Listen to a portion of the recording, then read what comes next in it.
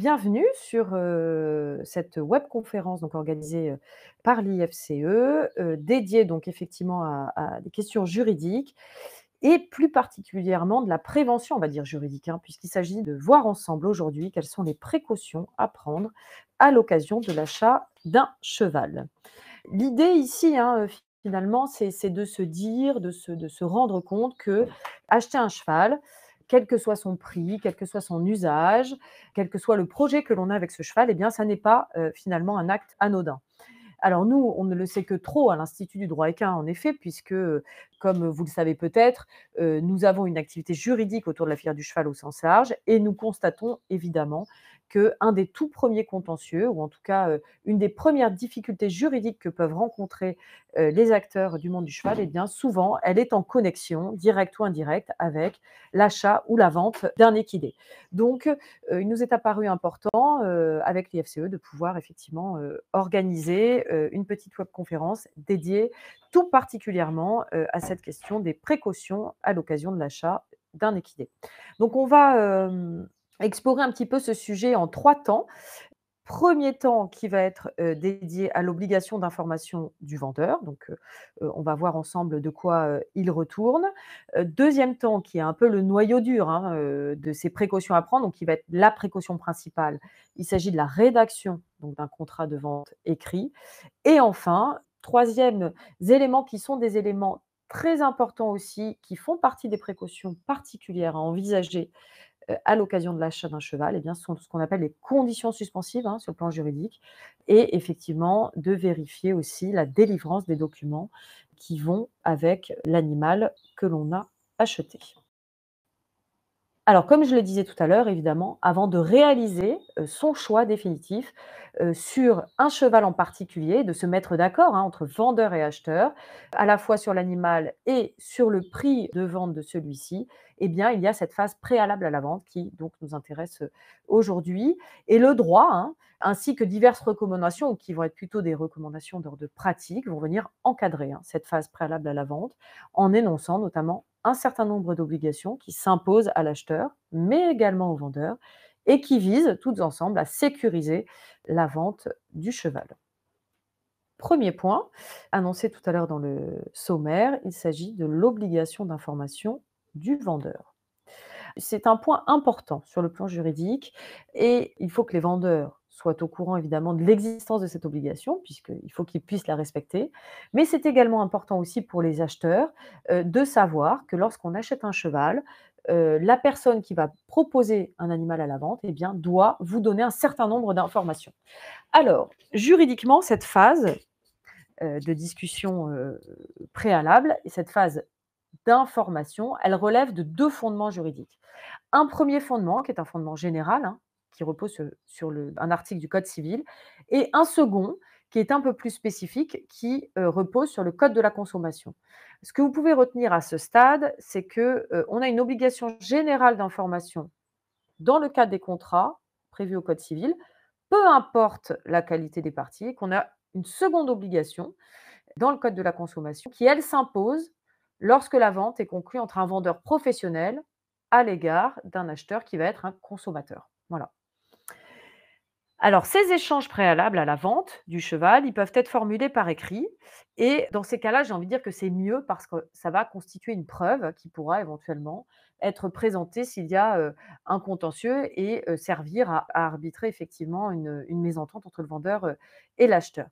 L'idée, c'est que le vendeur, il doit délivrer à l'acquéreur toutes les informations qui concernent son cheval et toutes les informations dont il a connaissance et qui vont être déterminantes pour la conclusion de la vente, qui vont être déterminantes pour l'acquéreur. Donc, l'idée finalement, quand on vend un cheval et qu'on veut respecter correctement cette obligation d'information, c'est de donner toutes les infos qu'on a.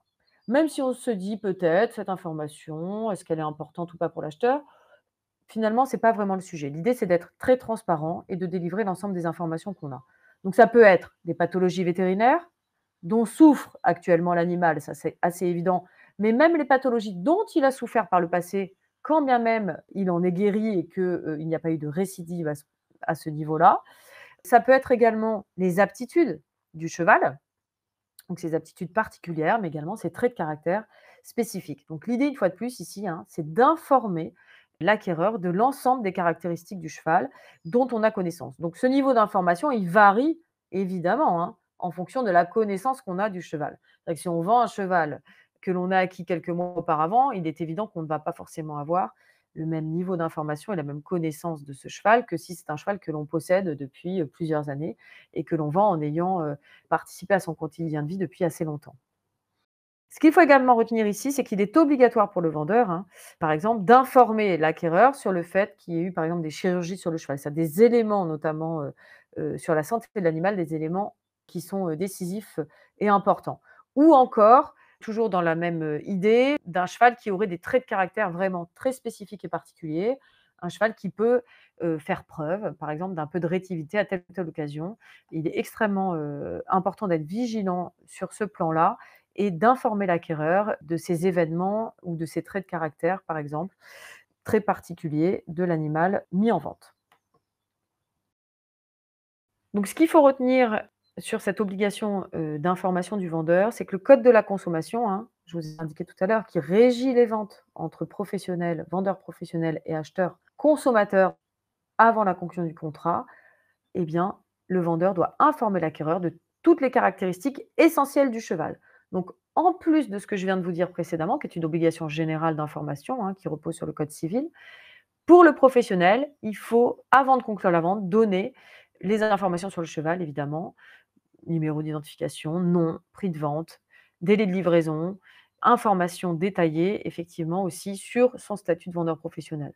Donc, quel type d'entreprise je dirige, mon numéro SIRET et éventuellement quelles vont être les garanties légales que je souhaite proposer comme étant applicables à la vente de ce cheval. Ce qu'il faut retenir également, hein, toujours sur le vendeur professionnel, c'est que si un litige survient, parce qu'il n'a pas respecté cette obligation précontractuelle d'information, alors il va être quand même en difficulté dans la mesure où il lui appartiendra de prouver qu'il a exécuté ses obligations. Donc si il y a des informations importantes concernant le cheval qui n'ont pas été transmises à l'acheteur par son vendeur professionnel, eh bien, ce sera effectivement une problématique importante dans le cadre d'un contentieux à suivre à l'encontre du vendeur professionnel qui devra prouver par lui-même qu'il a respecté cette obligation. Donc à retenir sur cette obligation d'information, hein, le vendeur doit donc tout dire. Voilà, c'est l'idée. S'il y a quelque chose à retenir, c'est ça. Il doit tout dire de ce qu'il connaît de son cheval, à l'acquéreur potentiel et ce, dans le but de limiter évidemment un éventuel contentieux relatif en particulier à cette obligation générale d'information du vendeur. Ce qu'on peut noter, un petit aparté sur ce sujet, c'est que l'obligation d'information, elle concerne le vendeur, évidemment à titre principal. Donc, à la fois obligation d'information générale, hein, précontractuelle du code civil, hein, qui dit qu'effectivement, il faut informer de façon claire, loyale et transparente l'acquéreur.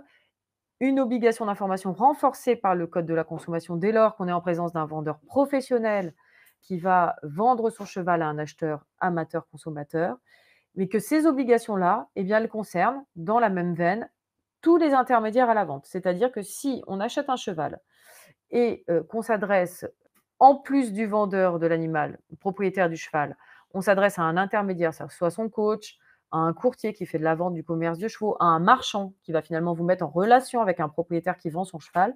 Cet intermédiaire, lui aussi, il a l'obligation d'information à votre, égard en tant qu'acheteur et il devra également vous transmettre les informations qu'il a sur l'animal ou ce qu'il a pu constater, soit en le prenant au travail, soit peut-être en venant vous rencontrer et en vous proposant, par exemple, une séance d'essai et en constatant certains éléments. Donc ça, c'est la première étape.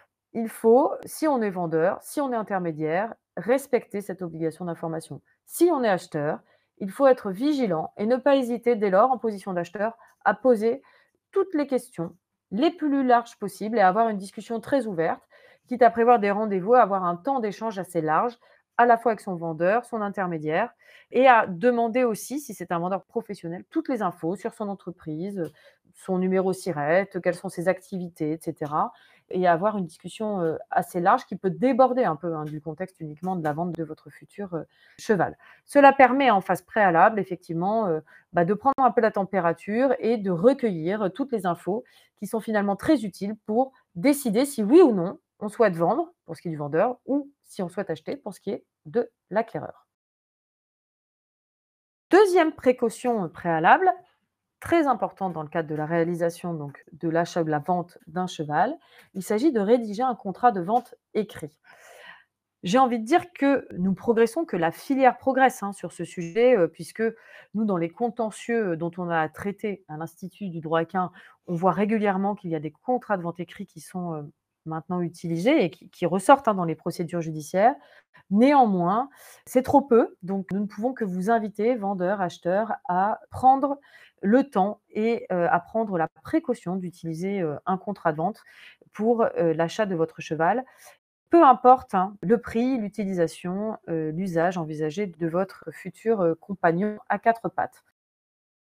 Vous pouvez retrouver un contrat de vente que nous proposons gratuitement en ligne sur notre site internet. Donc vous avez le lien dans cette, présentation, donc qui n'est pas cliquable immédiatement, hein, mais, dès que la webconf sera terminée, vous aurez accès, à la présentation et vous pourrez, retrouver ce lien très facilement ou en allant directement aussi sur notre site internet.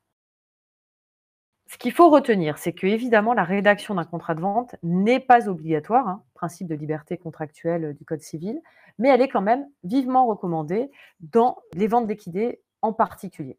Pourquoi? Eh bien parce que cet écrit, il permet de rapporter la preuve de l'existence de la vente et des conditions dans lesquelles elle a été conclue.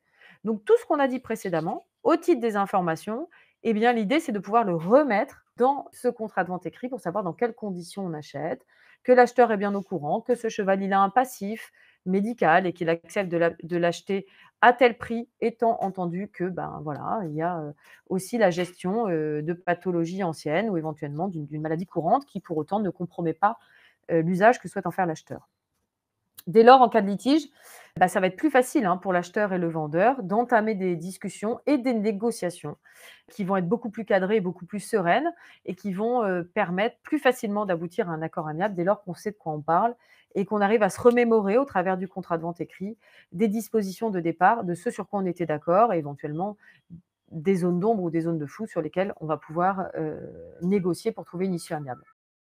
Même chose, si toutefois on n'arrive pas à trouver d'accord amiable et que le contentieux part, sur une procédure judiciaire, eh bien, pour les tribunaux, les éléments du contrat, ça fournit aussi un socle solide, qui permet de savoir exactement de quoi il retourne et de ce qu'il était, convenu entre les parties au moment de la conclusion de la vente.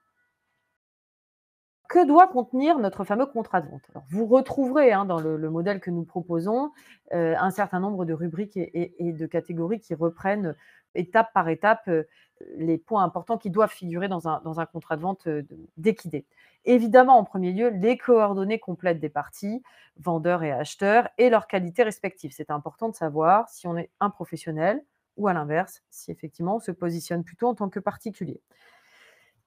Également toutes les coordonnées du cheval, j'ai envie de dire, nom, numéro CIR, l'usage, de l'équidé vendu, ça peut être numéro de passeport aussi, selon, les documents dont on dispose.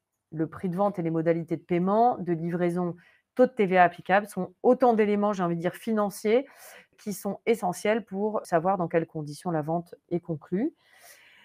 Viennent ensuite les conditions suspensives dont on va parler un peu plus en détail dans le troisième volet de cette webconf, donc je ne vais pas m'étendre ici, mais en gros, c'est la période d'essai et ou la visite vétérinaire préalable d'achat.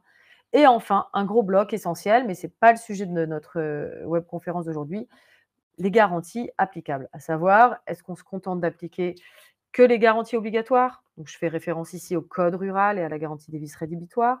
Est-ce que, au contraire, on choisit d'un commun accord, vendeur et acheteur, de retenir l'application de la garantie des vices cachés, prévue au code civil, ou encore est-ce qu'on met en place une garantie contractuelle dont on convient ensemble, qui peut dire, eh bien, on garantit le cheval 1 mois, 2 mois, 3 mois, 6 mois, sur tel et tel paramètre.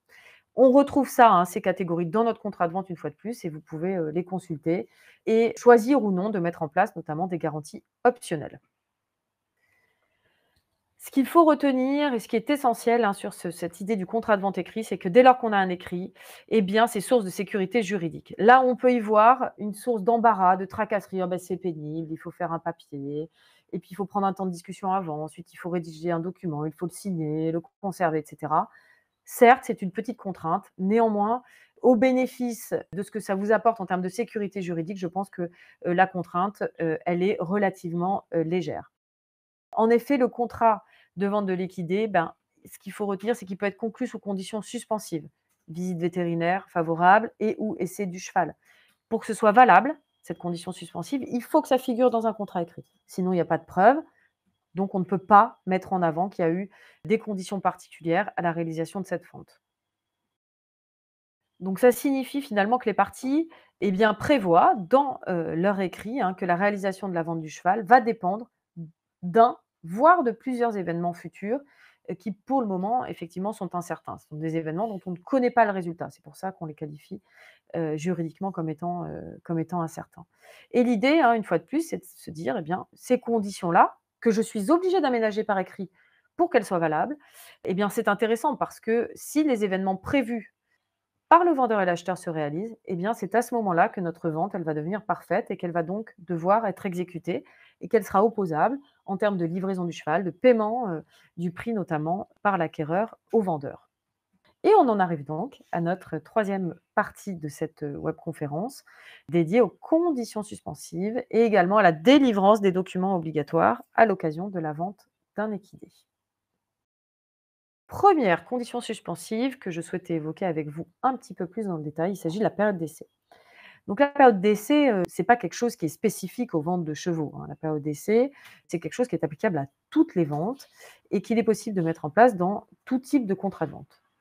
À tel point évidemment que, son fondement, on le trouve dans le code civil, hein, précisément à l'article 1588.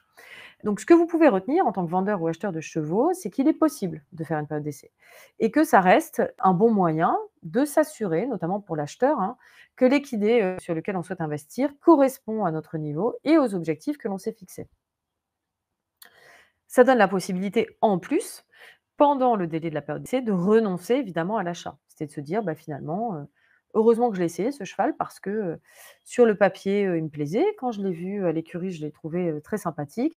Mais maintenant que je le monte, eh bien, en fait, ça ne matche pas, l'entente, cheval-cavalier ne se fait pas et en fait, finalement, ce cheval ne correspond pas à l'idée que je m'en étais faite. Donc je vais pouvoir ne pas l'acheter sans avoir besoin de me justifier, au-delà du fait finalement que ça ne colle pas et que heureusement qu'il y a eu un essai qui me permet de ne pas investir dans ce cheval.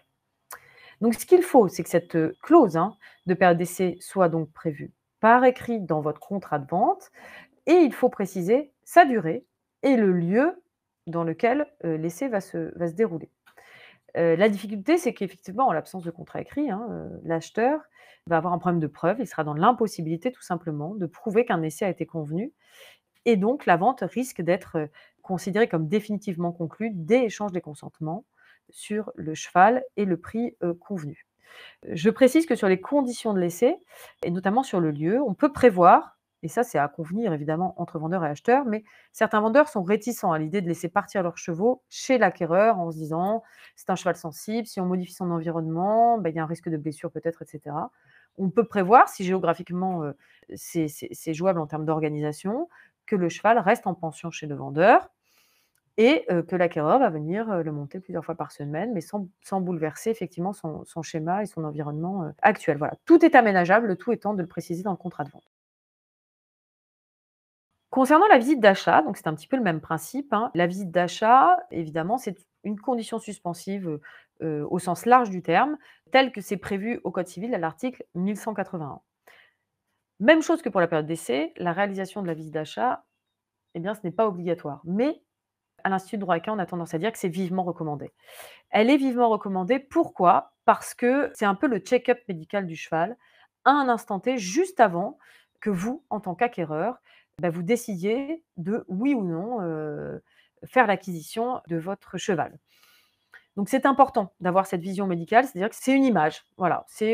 On pose, un rapport, qui est, le livre médical du cheval à un instant T, un jour J, qui va permettre à sa lecture d'orienter ou non une décision d'achat.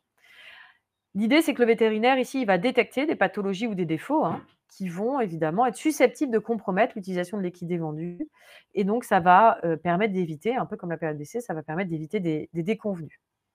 Là encore, je pense qu'il est important de définir, en concertation avec son vétérinaire, quel protocole de visite d'achat on souhaite suivre. Et là, c'est bien l'acquéreur, le futur acquéreur éventuel, hein, qui va déterminer quels sont les examens qu'il souhaitera réaliser en fonction de l'utilisation envisagée de son cheval. Il y a des éléments, de base immuables à toute visite vétérinaire, qu'elle soit simple, qu'elle soit, moyennement, compliquée, voire, très complexe parce que, bah, par exemple, on achète un cheval de haut niveau et que, dès lors, on va décider d'avoir un protocole, très, très abouti avec, différents, examens. Il y a, des éléments de base qui ne dérogent pas à ce que doit être une visite vétérinaire. Donc c'est la vérification du signalement, c'est-à-dire qu'en fait, de vérifier que le cheval présenté est bien celui qui est décrit dans le contrat de vente. On vérifie qu'il y ait, corrélation, entre le numéro CIR, le numéro de transpondeur et cetera. Élément indissociable de toute, visite d'achat, c'est un examen statique et dynamique qui permet notamment d'écarter les vices rédhibitoires. Donc il y a un examen, oculaire qui permet de vérifier si le cheval est atteint du véite, par exemple, et évidemment un examen, dynamique qui permet de détecter si oui ou non il y a des boiteries. Donc ça, c'est en tout cas vraiment le noyau dur basique qu'on peut faire dans toute visite d'achat. C'est-à-dire que même si vous achetez un cheval très peu cher pour une utilisation de loisirs, ponctuelle, pour le mettre, à l'arrière de votre jardin parce que vous avez la chance d'avoir, un champ qui peut l'accueillir, eh bien, il faut, à notre sens, hein, évidemment, ça n'est pas obligatoire une fois de plus, mais procéder à minima à ce type de visite vétérinaire qui permet d'avoir, une vision un petit peu du dossier médical, du cheval et de savoir si on risque d'avoir, tel ou tel, élément vétérinaire à gérer à l'avenir et si on décide d'acheter ou de ne pas acheter en conséquence de tout ça. Et évidemment, plus on monte en gamme, j'ai envie de dire, dans la visite vétérinaire, c'est-à-dire que plus l'usage, va être orienté, alors vers de l'équitation de loisirs, mais plus régulière, vers de la compétition au niveau club amateur, voire de la compétition pour un usage professionnel ou un usage de haut niveau, eh bien, on va monter en gamme dans les examens et donc on a finalement presque autant de protocoles de visite d'achat qu'il y a de chevaux et d'usages différents, des équidés. De la même manière qu'on ne cherche pas les mêmes pathologies sur un cheval de course que sur un cheval, par exemple, de saut d'obstacle ou de dressage. Ce qu'il faut retenir, également au sujet de cette visite vétérinaire d'achat, c'est qu'elle doit absolument donner lieu à la rédaction d'un compte rendu écrit par votre vétérinaire, que ce compte rendu écrit doit vous être adressé et que l'idée, c'est que si, eh bien, la visite vétérinaire est favorable et que, vous décidez, vendeur et acheteur, de conclure la vente, eh bien, il faut annexer ce compte rendu à la vente, hein. Ce qui permet de dire évidemment que chacune des 2 parties, vendeur et acheteur, ont pris connaissance des éléments de cette visite. Ce qui permet, en cas de contentieux derrière, soit vraiment d'éviter le contentieux, ça c'est le 1er point essentiel puisqu'on se dit: «Bah, on avait connaissance de ça, ça, ça on n'en avait pas connaissance. Que fait-on? Est-ce qu'on résout la vente? Est-ce qu'on se met d'accord? Est-ce qu'on essaie de trouver une solution pour le cheval ensemble?» Et en tout cas, si ça doit partir au contentieux, on a des éléments extrêmement précis qui permettent aussi, au juge d'y voir, beaucoup plus clair dans les informations reçues par le vendeur et l'acheteur à ce moment-là. L'idée, c'est que la visite veto, elle intervient avant la conclusion de la vente et elle s'inscrit comme une condition suspensive, c'est-à-dire comme la période d'essai, elle doit être prévue par écrit et le nom du vétérinaire et le délai de réalisation doivent être indiqués dans le contrat de vente. Et c'est toujours de se dire, comme il s'agit d'une condition suspensive, la vente finalement, elle n'est pas conclue, en tout cas elle n'est pas parfaite, tant que nous n'avons pas réalisé cette visite et que nous n'en avons pas obtenu le résultat. À savoir, est-ce qu'elle est favorable, au contraire, est-ce qu'elle est défavorable ou est-ce qu'il y a un entre-deux avec des réserves et auquel cas elles peuvent être acceptées ou refusées par le futur acquéreur de l'équidé. Dernier élément, précaution très importante à prendre avant de finaliser, de conclure la vente du cheval. En vertu, alors là, c'est d'autres dispositions légales et juridiques, mais ce sont des dispositions, pardon, du code rural. Il faut que vous sachiez que le vendeur d'un cheval, il doit obligatoirement procéder à l'identification de son équidé avant la vente. Pourquoi? Parce qu'en fait, le code rural, il dit une chose très simple, il dit qu'on n'a pas le droit de détenir un animal qui n'est pas identifié. D'accord? Donc logiquement, on n'est pas censé vendre un cheval qui n'est pas identifié. Donc, en tant qu'acquéreur, si le vendeur ne vous parle pas de ces éléments-là, à vous d'être vigilant et de poser des questions en demandant: «Le cheval est-il identifié? Pouvez-vous m'envoyer copie préalable des éléments de son livret, de son document d'accompagnement, hein, sur lequel figure son numéro CIR et cetera et de vérifier effectivement que le vendeur est en règle, hein, avec ses obligations, d'identification. Le cheval, il doit également faire l'objet de la pose d'une puce électronique, hein, d'un transpondeur, donc ça doit aussi être vérifié. Vous devez vérifier qu'il y a un numéro CIR et qu'il y a un numéro de transpondeur à coller. Et enfin, au moment où la vente se conclut, vous devez, au jour de la livraison, c'est-à-dire au moment où le cheval va transiter d'une écurie vers une autre, récupérer en même temps que le cheval son document d'accompagnement, hein, qui par définition doit l'accompagner partout dans ces différents lieux de détention.